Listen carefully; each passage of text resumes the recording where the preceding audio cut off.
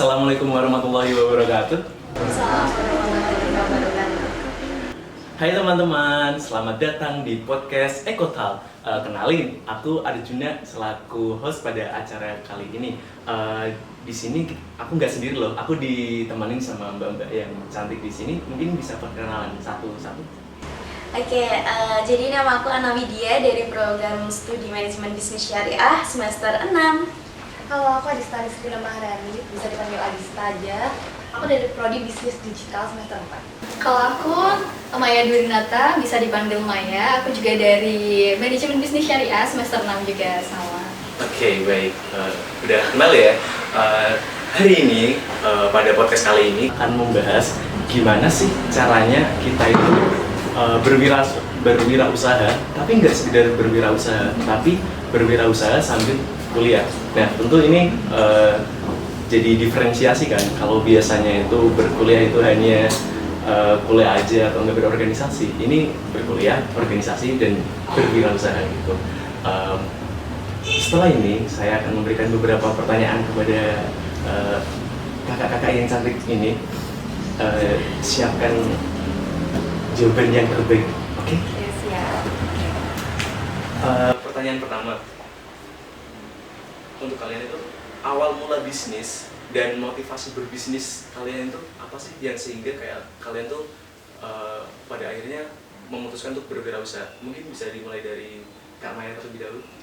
Oke, baik. Izin menjawab ya. Jadi, Iya. sebenarnya awal mula dari aku berbisnis itu mulai dari motivasi sih ya sebenarnya. Jadi memang awal mula aku kan masuk ke MBS ya.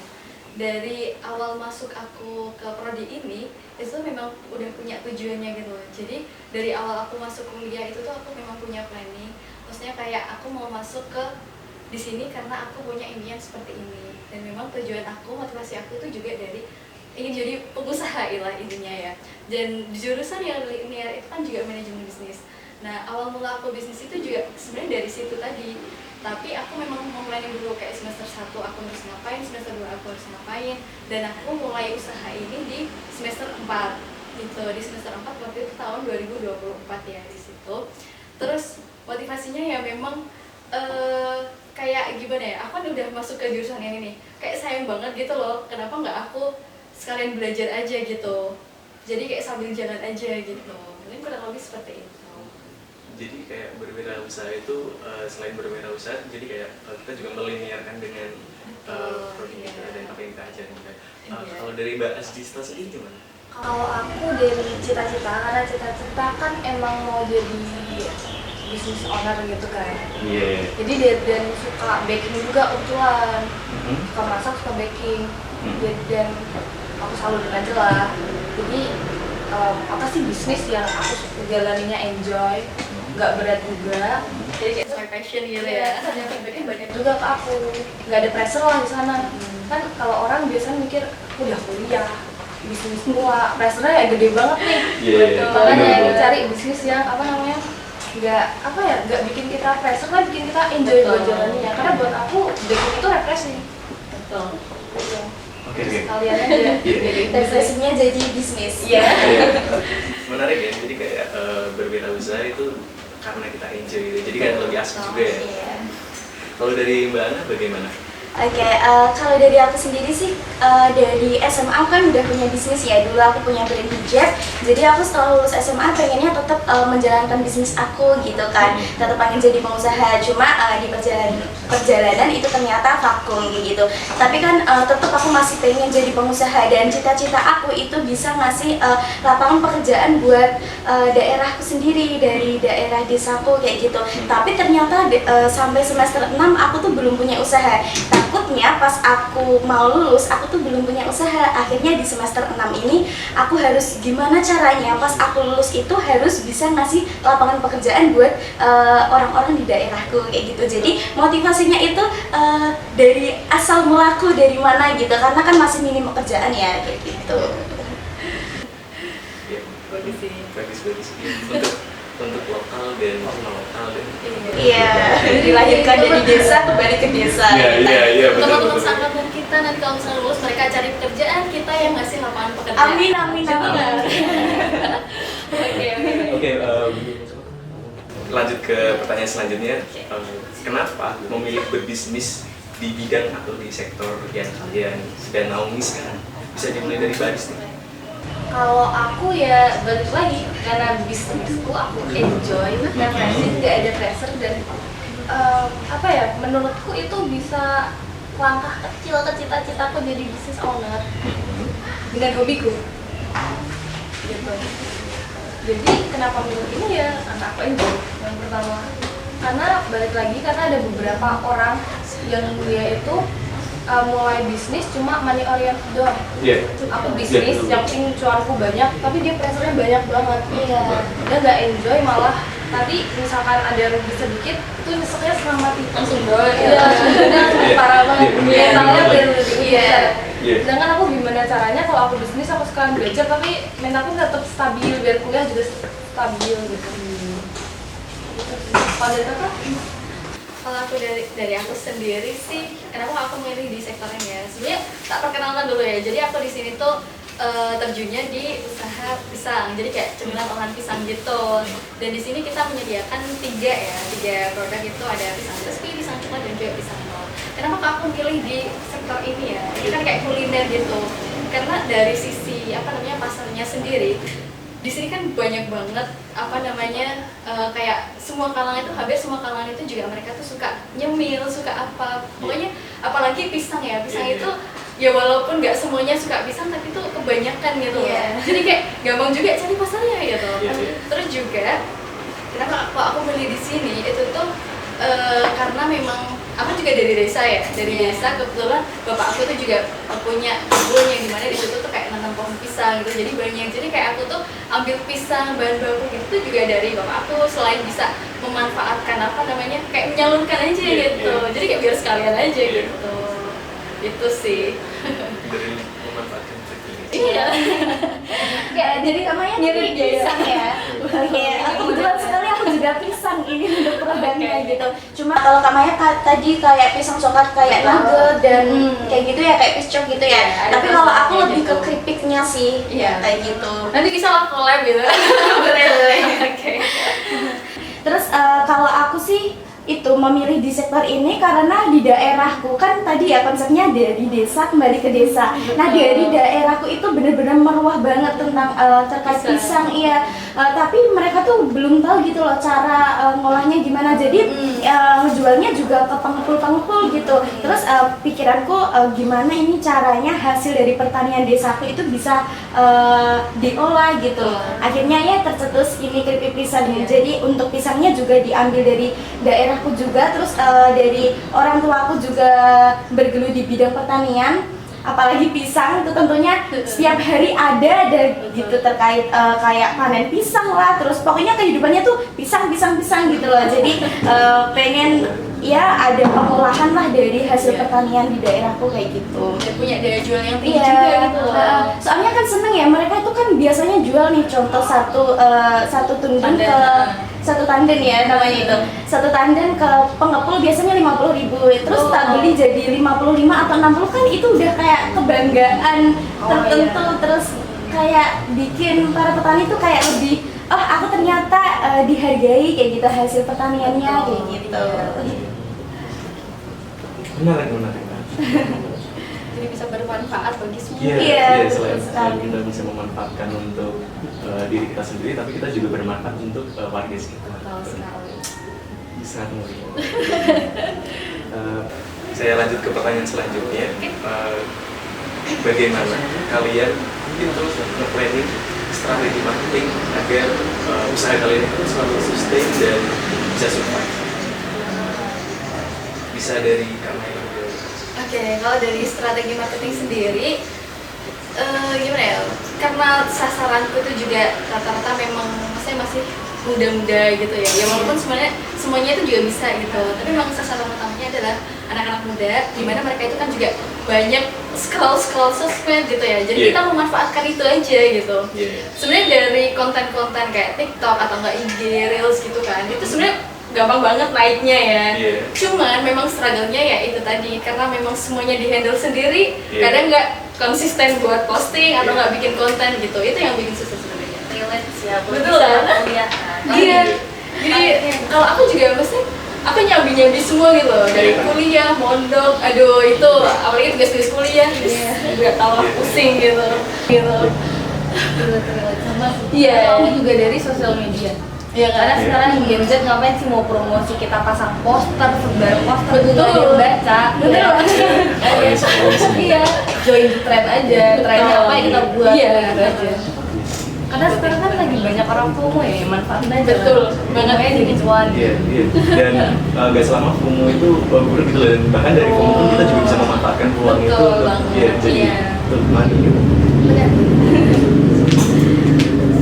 Lanjut ke pertanyaan selanjutnya, bagaimana cara memanage waktu kuliah dan berbisnis? Kalau kakak itu ya baru mulai. Kalian organisasi Siapa dulu? katanya Siapa dulu? karena kan aku lagi terjun ke dunia bisnis ya. Iya. Aduh, luar biasa banget, apalagi kan ini semester 6 ya mungkin ya. Semester 6 tuh tabrakan sama apa aja Mbak Maya? Magang, KKN, sempro, KKN semuanya dengan organisasi. Organisasi yang diikuti nggak cuma satu gitu loh. Setiap hari ada rapat, terus kayak tugas.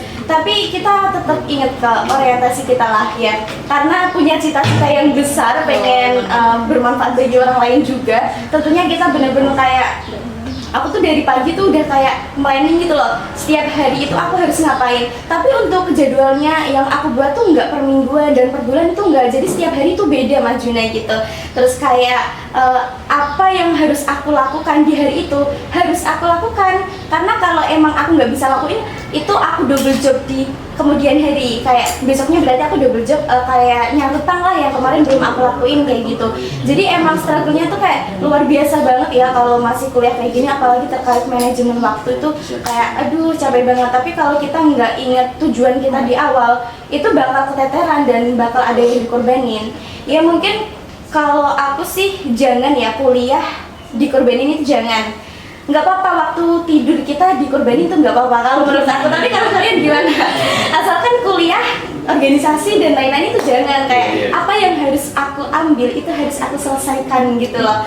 Terus kalau terkait waktu tidur, entaran aja lah. Jadi kayak masalah resiko diri sendiri itu entar aja. Yang penting tujuan kita jalan kayak gitu. Kalau aku sih gitu. Aku relate waktu aku lagi sibuk-sibuknya, lagi on-onnya nerima orderan online. Iya. Tapi aku malamnya planningnya. Oh malam. Malamnya, jadi apa keperluanku besok sama apa yang aku harus lakukan besok itu udah aku tulis. Jadi paginya dari aku bangun jam berapa, aku harus siap-siap jam berapa, berangkat kuliah jam berapa, nanti ada jeda waktu berapa, itu bener-bener aku tulis. Dan karena itu aku punya banyak space waktu untuk tidur. Oh gitu. Jadi ibarat kayak siang, karena kebetulan rumah sama kampus kan deket ya, paling 10 menit udah nyampe gitu. Jadi ibarat jeda waktu 60 menit, 90 menit aku pulang, tidur, berangkat lagi. Karena kalau malam kan kadang kayak ngurus orderan atau apa, jadi siang kalau bisa istirahat. Malamnya nggak punya, yang penting tidurku cukup, kesehatan juga aman. Karena kalau aku sakit dikit, aku tuh nggak bisa sakit dikit. Karena kalau sakit nggak bisa nahan sakit gitu loh. Iya. Apalagi kalau lagi PMS kan cewek bakal kan waktunya kan. Tapi tidurnya kepotong gitu tuh ya. Nggak bisa yang kayak sekali 6 Nggak jam. Jadi yang penting istirahat cukup, nggak sakit. Iya. Hari ini lancar. Kalau udah sakit sedikit tuh nanti ada struggle-nya, pasti ada nggak lancarnya nih. Aduh yang begini badan nggak enak lagi. Soalnya lagi semangat. Itu bener-bener ngehambat banget sih. Oke, tapi gini, sedikit follow up, kan kayak sibuk dan efektif itu kan beda gitu. Gimana cara dari banyak kesibukan ini menjadikan setiap dari waktu yang kita gunakan itu kita tuh efektif dalam setiap pengerjaan kegiatan atau kayak apa yang kita kerjakan tuh, gimana caranya? Itu kan kayak pekerjaan kan banyak banget nih. Nah itu tuh gimana caranya agar efektif gitu? Kan kadang kayak kita ngerasa 24 jam tuh kadang nggak cukup gitu kan. Nah itu gimana caranya agar efektif gitu? Kalau aku cuma satu, online. Iya. Kuncinya on time Dan lupain HP, lupain scroll. Soalnya setan utama itu kan dari TikTok ya biasanya ya. Jangan lupain nafsu buat scroll ya. Ada 10 menit lagi lah gitu, itu bisa jadi 2 jam yang akan datang gitu loh. Bener banget. Apalagi kadang anak Gen Z sekarang kayak misalkan nih jam 10.25 harusnya mandi tuh sekarang, tapi gara-gara ntar 10.30 5 menit lagi beres estetik gitu kan kita atau waktunya kepotong banyak. Jadi kalau aku motivasiku gimana caranya aku on time dan lain-lain, aku harus nyelesain tetap biar aku bisa main gitu. Benar. Bisa saya terapkan juga. Karena kalau nggak on time, aku mikir nanti waktu mainku berkurang. Sedangkan aku butuh main dong sama temen-temen. Daripada aku cuma kuliah bisnis tapi aku nggak fun sama hidupku kan. Aku kehilangan masa remajaku kan. Jadi gimana caranya aku nyelesain semua dengan cepat dan aku bisa main gitu aja. Biar balance, yes, betul. Iya, biar mental health-nya aman ya. Genzi. Betul banget. Saya beralih ke pertanyaan selanjutnya. Do and don't saat mulai berbisnis sambil kuliah dari Kak Maya. Oke, lumayan ini ya, agak weird dulu. Sebenarnya kalau kuliah, ketika mau mulai usaha gitu ya, apalagi pas kuliah itu yang dilakukan dulu apa sebelum jangan dilakukan dulu nih. Kan tadi kan do and don't berarti do dulu yang dilakukan dulu. Oke, yang dilakukan dulu kalau misalkan kalian mau buka usaha sambil kuliah, yang pertama adalah kalian planning dulu, bikin planning. Kalau bisnis itu kan biasanya kita bikin bisnis plan gitu kan. Itu udah tentu pasti, terus biar balance juga tadi soal apa namanya bagi waktu dan lain sebagainya, itu kalian juga harus bikin skala prioritasnya. Jadi kayak apa namanya, misalkan kegiatan kita yang utama tuh ada apa sih? Kalau misalkan dari aku sendiri ya, aku kan ada mondok, kuliah, usaha, terus ya kurang lebih kayak gitu lah ya. Itu ya secara garis besarnya gitu. Jadi yang diutamain gitu, yang diprioritasin itu adalah apa namanya kuliahnya dulu. Kuliah. Yang kedua kalau aku sih mondok ya. Ngaji itu always. Makanya jangan sampai lepas dari Allah. Oke. Terus yang ketiga adalah baru bisnis. Karena bisnis itu kan memang orientasinya kita biar bisa bermanfaat bagi orang lain juga.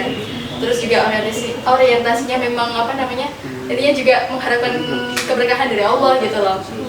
Itu memang ya pokoknya itulah yang diutamain, tetap Allah dulu gitu. Terus itu tadi ya, itu yang harus dilakukan, kayak bikin bisnis plan dan juga bikin skala prioritasnya buat bagi waktunya itu tadi. Terus yang jangan dilakuin adalah, ini pengalaman aku pribadi, kalau misalkan kalian buka usaha, apalagi masih mahasiswa gini ya, itu jangan sampai di usaha nanti kalian itu kayak nyampurin uang pribadi dan juga uang usaha. Itu bener-bener bikin jadi bikin down banget gitu loh. Jadi kayak bener-bener ngaruh banget di bisnis kalian tuh, apalagi kayak masih awal-awal gitu. Itu bikin pokoknya down banget gitu gak sih? Berantakan berantakan banget gitu. Itu malah keuangannya tuh langsung masuk ke uang pribadi semua, nggak ke bisnis semua. Betul. Jadi gini, awalnya kita udah nge-planning. Kalau aku kan juga sebenarnya usaha itu kan partneran juga ya, misalnya ada modalnya juga, dan aku juga harus nisbah bagi hasil dan sebagainya itu kan. Yang awalnya tuh mau kayak gitu, terus ada savingnya juga, itu kan perlu banget itu. Jadi kayak ya udah kepake gitu kan, pengeluaran pribadi itu. Ya kalau di buku akuntansi itu masa privilege semua ya, mas. Bener. Semua ya. Maksudnya bisnis semua itu habis aja. Iya. Dulu aku punya bisnis ya, yang brand hijab itu aku nggak pernah bedain antara uang pribadi sama uang bisnis. Di situ hancur semua. Akhirnya dari orang tua aku udah nggak setuju nih, soalnya nggak pernah dapat keuntungan. Model ya sekalian ambil produksi 1 juta, kayak seminggu 1 juta, tapi kembalinya itu cuma kayak 500.000 kayak gitu. Harusnya kan bisa dapat 2 juta lebih ya, tapi kembalinya 500.000 kayak gitu, karena ya kecampur uang pribadi kayak gitu. Gitu deh sih, kayak ya juga kalau misalkan aku buat ngelola itu juga kayak bantuan aplikasi juga. Kalau aku kayak gitu ya, jadi antara pengeluaranku pribadi sama usaha itu tetap beda. Dari aplikasinya juga beda gitu, jadi kayak pengeluaran pemasukan gitu udah dibedain gitu. Kalau aku mungkin yang dunia tuh lakuin aja dulu. Mau bisnis lakuin dulu, jangan dunia tuh jangan pernah takut kalian nanti salah atau rugi. Bisnis itu pasti rugi. Gak ada bisnis langsung gak ada. Bisnis itu pasti rugi. Jangan pernah takut rugi. Jadi dimanapun kalian, aku mau bisnis, lakuin aja dulu. Tapi nanti gini, gak usah dipikirin. Jadi kita perbaiki sembari jalan, daripada kita mau perbaiki dulu tapi nggak jalan-jalan kan. Jangan kebanyakan mikir ya. Nggak pelaksana ujungnya. Betul. Jadi lakuin aja dulu, berat rugi ya udah buat pelajaran gitu. Karena menurut aku setiap orang itu punya kuota kegagalan. Betul. Jadi kalau aku tuh mikirnya aku harus ngabisin kuota kegagalanku sebelum aku nanti dewasa, masa produktifku. Karena kalau aku gagalnya nanti, itu mau bangkitnya tuh lama lagi. Kalau gagalnya sekarang, nih misalkan sekarang aku coba bisnis, misalkan udah gagal 30-50 kali gagal. Berarti kan di masa gagal itu kan setiap gagal kan ada pembelajaran yang baru, belajar baru.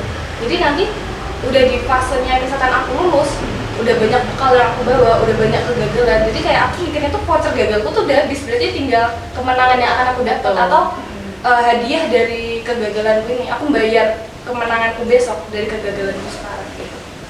Jadi dihabisin dulu masa gagalnya gitu. Iya, betul banget. Karena kalau nggak gagal orang nggak bisa bangkit. Iya. Kita harus berpikir. Iya, betul. Oke, kalau dari aku sih mungkin ini pesan buat teman-teman semua ya yang baru masuk kuliah nih, apalagi sebentar lagi ada maba. Kalau kalian punya niat buka usaha atau buka bisnis, langsung lakuin detik itu juga ya. Setelah kalian bikin bisnis plan, langsung dilakuin. Karena apa? Kalau udah semester 6, udah semester tua kayak gini, sulit ya Mbak Maya ya. Struggle-nya banyak banget karena harus bentrokan dengan perkuliahan dan juga acara-acara yang lain, kegiatan organisasi kayak gitu. Jadi ketika maba itu lebih efektif ya, kayak gitu. Jadi kayak berprosesnya itu lebih lama kayak gitu. Tadi yang dikatain sama Mbak Adista, kayak porsi gagalnya itu dihabisin di waktu semester muda, nggak apa-apa lah. Waktu kalian semester akhir tinggal kayak menikmati hasilnya gitu loh. Tapi juga belum hasil banget ya karena kalau baru setahun 2 tahun ya kayak gitu. Tapi buat yang semester atas juga jangan mikir udah telat. Iya, Jangan pernah mikir telat ya. Walaupun udah semester 6, kalian kalau nggak dilakuin nggak akan jalan, mau kapan lagi gitu. Mau umur 25, waktu 25 itu umur 25 udah waktunya nikah kan. Kalau gitu. Iya, kalau cewek iya. Jadi nggak ada waktu terlambat daripada nggak dijalani sama sekali ya teman-teman ya. Dan kalau semester awal-awal itu memang apa namanya ya? Sebenarnya matkulnya itu lebih banyak ya, lebih padat. Cuman tuh dari bobot matkulnya itu lebih ringan gitu. Iya, betul banget. Daripada semester tua gini tuh memang dikit sebenarnya matkulnya. Cuman aduh berat gitu. Waktunya juga susah sih kalau sekarang tuh. Iya. Baginya itu. Dan menurutku ya kita mulai berbisnis di semester 6 itu nggak sepenuhnya salah, nggak bisa dikatakan telat gitu. Karena apa? Gitu kan rata-rata orang itu bisa baru mulai bekerja atau berwirausaha kan setelah mereka lulus gitu kan. Dan sebenarnya tuh start di semester 6 tuh nggak sepenuhnya telat gitu loh. Kalau kita makainya pattern kita itu mulainya di semester 1 atau awal, ya itu emang awal gitu, tapi semester 6 pun enggak sepenuhnya telat juga. Iya. Gak ada yang terlambat. Bahkan itu lebih awal 1 tahun ketimbang yang biasanya pas lulus gitu kan ya. Benar. Kita beralih ke pertanyaan selanjutnya. Ceritakan tantangan terbesar dalam usaha kalian dan bagaimana cara menyelesaikannya. Bisa dimulai dari Mbak Trista. Tantangan terbesar Iya, dan gimana cara penyelesaian untuk itu? dalam berwirausaha ya, dalam bisnis ya. Iya. Tantangan terbesar itu waktu pertama kali ngerasain rugi. Iya, benar. Bukan cuma itu, yang kedua tantangan terbesar itu waktu pertama kali dapat orderan besar. Iya. Pertama kali itu aku pernah dapat orderan, pokoknya total itu seminggu cuma ada 1 orderan, tapi jumlahnya sekian juta. Nah, itu aku udah mikir untungnya dulu nih, belum dilakuin udah mikir untungnya nih. Udah mikir untungnya, jadi kayak mikirnya kayak untungnya banyak nih, aku bisa stok bahan A, B, C, D, E. Akhirnya sampai udah aku buat semua, bahan udah beli, berapa kardus buat stok, nggak ngerasain hasilnya. Nah itu drop banget. Kenapa tuh? Kok bisa nggak ngerasain hasilnya itu kenapa? Karena kalau kita udah megang duit banyak, misalkan habis itu aku datang ke tempat supplier, itu rasanya pengen beli semua ya. Rasanya pengen untuk stok ini untuk stok. Berarti ini, padahal nggak bahan perlu gitu ya. Iya. Oh, iya, Harusnya iya. nggak perlu. Jadi bahan yang aku bisa beli nanti, ibarat belum habis udah aku Bener stok banget. dulu. Ya untungnya di mana ya? Untungnya di bahan. Tapi kan kita nggak ngerasain Betul. hasilnya ya. Gitu. Jangan sampai mikir untungnya dulu, lakuin aja dulu. Oke. Kalau aku malah better bahannya kurang sedikit daripada kelebihan banyak. Iya, iya. Kan orang kan kadang mikirnya kayak kalau di bisnis itu mending kamu beli banyak sekalian nanti sisa nggak apa-apa daripada Iya. kamu beli sedikit. Menurutku enggak, kebalik malah, mending kamu sisa sedikit daripada kelebihan banyak. Karena spend uangnya itu bakal lebih banyak keluar kalau kita sisa banyak bahan. Betul. Kalau sedikit kan, oh berarti kurangnya di sini, beli segini kan maksudnya Bisa belinya gitu. perintilan aja. Tapi kalau kita kelebihan banyak, berarti sih nanti dimanain? Belum tentu nanti kita dapat orderan masuk sebanyak ini juga. Betul. Sedangkan kita udah beli bahan-bahan sebanyak ini gitu. Apalagi kalau F&B kan ada masa expirednya ya. Iya. Nah itu betul. rugi besar di situ. Iya. Jadi Jadi jangan sampai. lebih baik sedikit kurang ketimbang kelebihan rugi karena expired gitu ya. Betul. Karena F&B. Mungkin beda lagi kalau kalian bisnisnya bukan F&B ya, bisa jangka waktu yang lama ya. Iya. Kalau F&B itu apalagi kalau kue itu bahan-bahannya di suhu ruang, apalagi kalau misalkan harga lagi panas Iya. banget. Sedangkan di bahan itu Berpengaruh banget ya. iya, nggak bisa masuk kulkas, harus di suhu ruang tapi nggak bisa panas. Nah itu nanti bakal jadi bau, nggak bisa dipakai dan lain-lain. Nah itu buang-buang duit jatuhnya. Kalau dari Kak Maya gimana? Apa sih tadi pertanyaannya? Tantangan dan Oke. penyelesaian. Oh iya deh. Tantangan ya. Kalau dari aku, yang pertama udah jelas bagi waktunya. Kalau dalam usaha ya. Jadi sih bagi waktu sama bagi fokusnya ya. Karena ini dari pengalaman aku juga bagi fokusnya itu karena banyak banget yang pengen aku pengen aku capai gitu ya. Apalagi gini, semasa mahasiswa pokoknya ada kesempatan yang nggak bisa kita ambil kalau misalnya kita tuh nggak jadi mahasiswa gitu loh. Jadi kayak gimana caranya aku tuh pengen semuanya tak ambil, tapi juga ininya juga jalan gitu loh. Itu ternyata yang bikin aku kayak jadi nggak fokus salah satu gitu. Iya, Jadi kayak berantakan banget, malah kita nggak bisa mencapai semua itu Iya. gitu. Itu yang jadi tantangan terberat aku ya gitu. Iya. Terus juga sempat pernah ngalamin kalau misalnya di usaha sendiri juga minus itu udah pasti pernah. Iya. Dan waktu itu karena memang aku juga evaluasi ini sebenarnya tuh karena apa sih, kenapa kok bisa kayak gini gitu.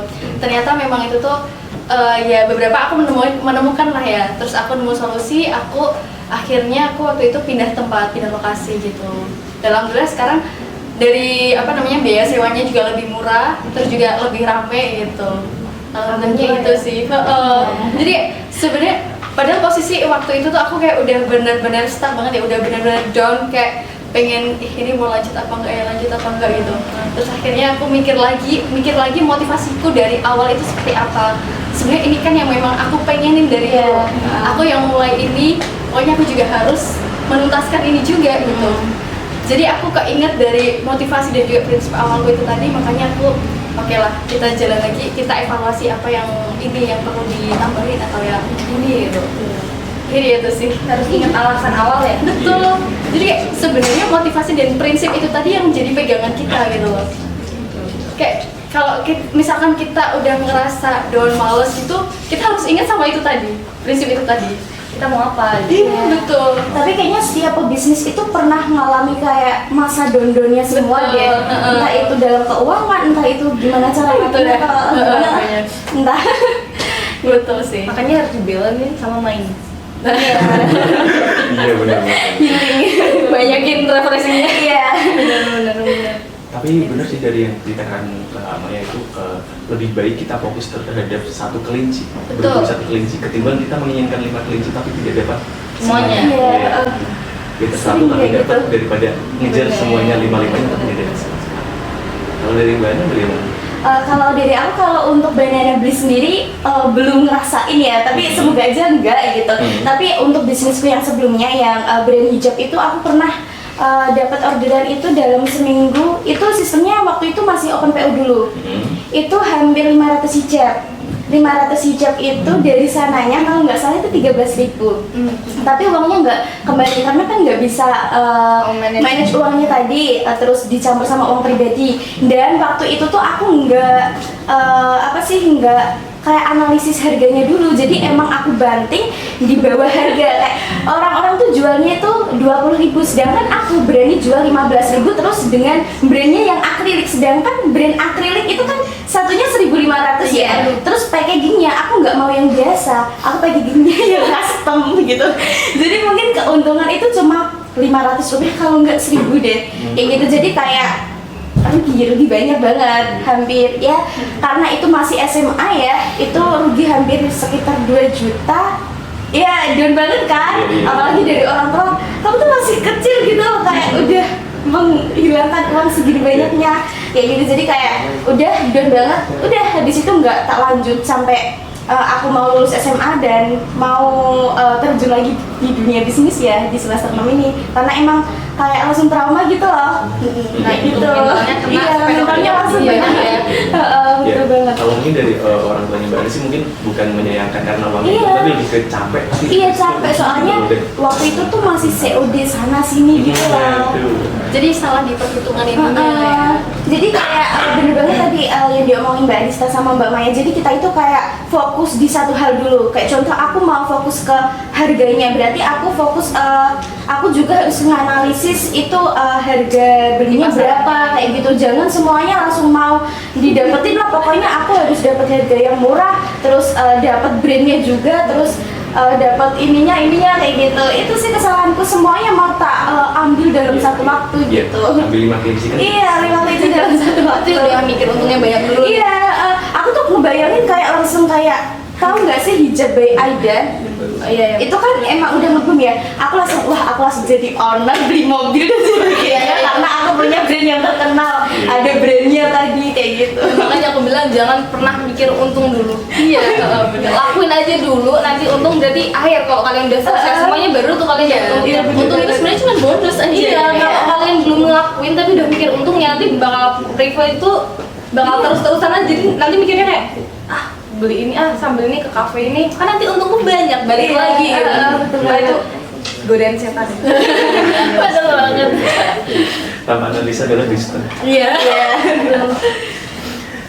Lanjut ya ke pertanyaan selanjutnya. Itu goals atau target ke depannya untuk bisnis kalian? Ini dari Kakak Mbak dulu Adista. mungkin.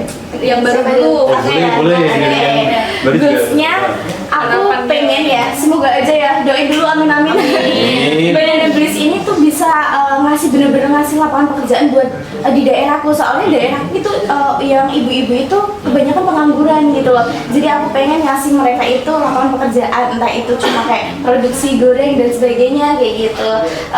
Goalsnya bisa ngasih lapangan pekerjaan buat orang-orang di daerahku. Terus yang kedua, aku juga pengen bisa memanfaatkan hasil pertanian di daerahku.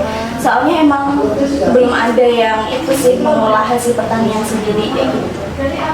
Jadi siapa tahu bisa ekspor ke luar negeri. Iya, amin. Iya sekali. Kalau Mbak Adista gimana? Kalau goals buat aku sendiri, aku pengen punya banyak toko. Aku nggak mau punya toko yang besar, tapi aku mau punya toko kecil-kecil yang banyak. Jadi aku mau jadi ibu rumah tangga yang punya bisnis. Jadi kenapa aku mau jadi business owner? Karena aku pengen punya bisnis, tapi aku tetap bisa di rumah, tetap bisa nggak keluar-keluar gitu loh. Sedangkan orang tua aku dulu tipe yang mereka bekerja semuanya. Jadi kayaknya aku Gak ada waktu di rumah. Iya, jadi aku mikir kayaknya enak deh kalau aku di rumah, tapi duit tetap masuk. Gimana caranya? Ya Indo ya makanya. Ya kita jadi business owner. Jadi kayak biarin uang yang kerja. Ya kalau ini udah banyak ya. Amin. Gitu ya. Kan semua orang mau kayak gitu ya, duit aja yang kerja, kita aja leha-leha gitu. Targetnya itu sih ya. Gimana cara aku bisa mencapai, aku bisa di rumah tapi duit tetap masuk. Kita bisa have fun sama hidup. Iya. Kalau Mbak Maya gimana? Kalau dari aku goalsnya ya semoga aja kedepannya lebih bisa besar ya berkembang amin. gitu. Aku juga setuju, maksudnya pengen punya toko kecil-kecil tapi memang banyak gitu loh. Dan aku sebenarnya nggak setuju kalau misalkan aku buat nge-franchise gitu, aku nggak. Soalnya kalau franchise itu memang bisa mempengaruhi brand kita sendiri. Iya. Karena kita nggak tahu mereka ngelakuin apa itu, tapi yang kena impact brand kita. Iya. Gitu. Jadi lebih baik kayak punya cabang aja gitu, punya cabang yang banyak gitu. Punya cabang tapi harus dipastiin satu itu udah jalan dulu.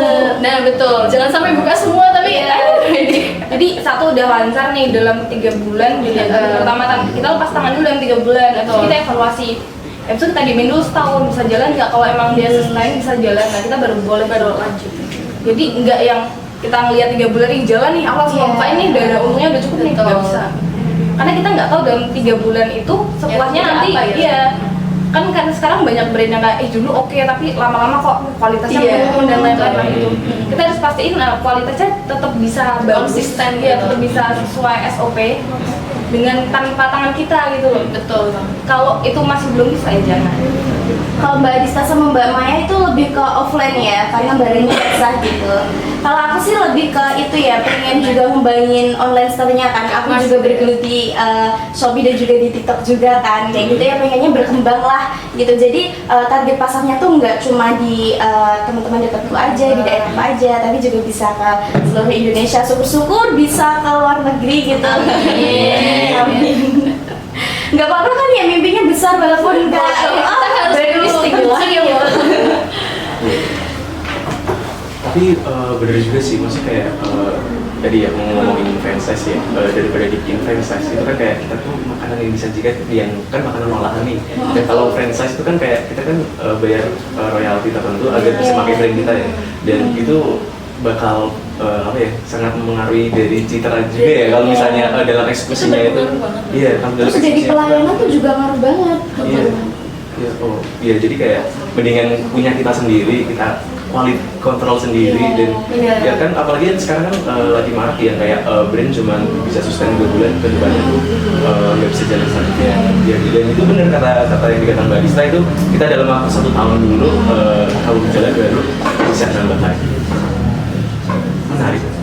Kita alihkan ke pertanyaan selanjutnya. Sorry aku sambil batuk puasa hari ini. Nggak apa-apa.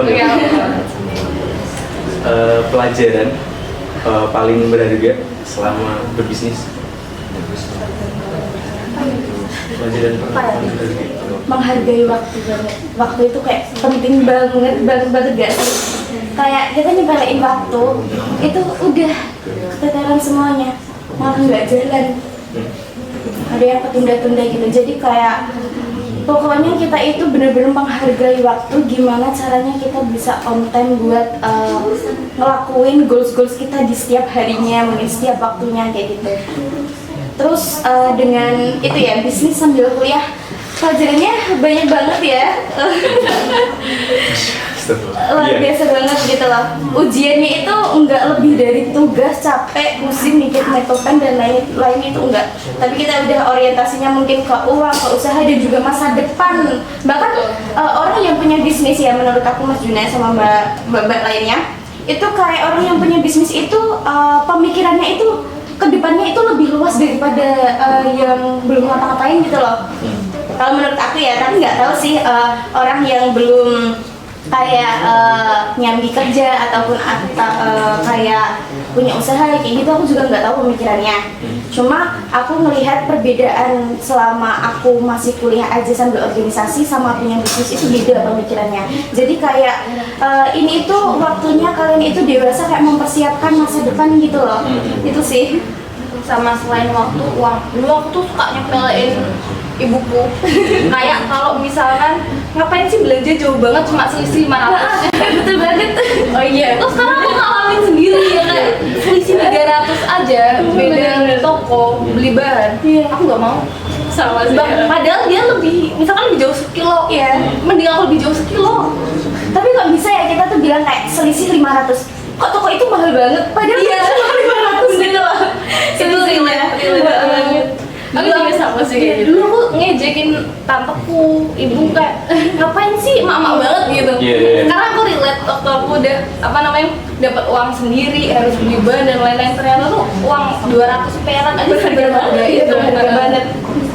Jangan sampai kalian kayak gitu. Walau tadi sih, maksudnya kayak misalnya ada beberapa bahan ya BCD gitu, ada beberapa bahan yang di sini tuh lebih murah, tapi di sini lebih murah gitu. Jadi memang aku belanjanya di 2 tempat itu gitu. Jadi ya udah yang di sini aku belanja ini, di sini aku belanja ini gitu. Iya, sama misalkan kayak bahan baku kayak butter dan lain-lain di tempat A lebih murah, tapi packingnya harus di tempat B tuh. Sedangkan jarak mereka jauh. Mending aku beli di 2 toko itu dapat lebih murah dua-duanya. Betul banget sih. Aku juga gitu sih, kayak coklatnya nih, coklat aku beli di toko A. Terus buat kayak sumpit kayak gini aku beli di toko B, padahal di toko A juga ada. Cuma selisihnya kayak 100-200 gitu aja. Tapi kayak banget.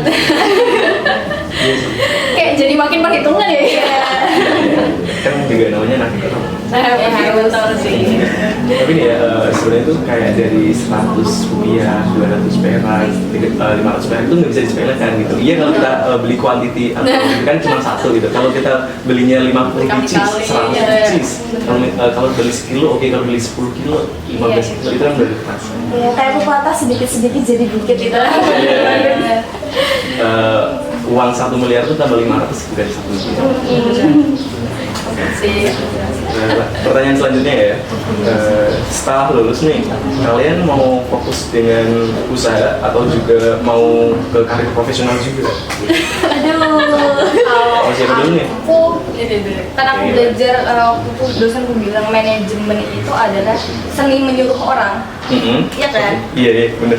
Jadi aku mikirnya aku bisa gimana caranya aku berbisnis dengan bisnisku jalan, tapi aku juga kerja di tempat profesional. Jadi ibaratnya aku di kantor, tapi aku misalkan nyetok roti yang udah ada manajernya dan lain-lain, aku cuma tinggal mastiin bahannya yang habis apa, uang pemasukan, pengeluaran gitu-gitu doang.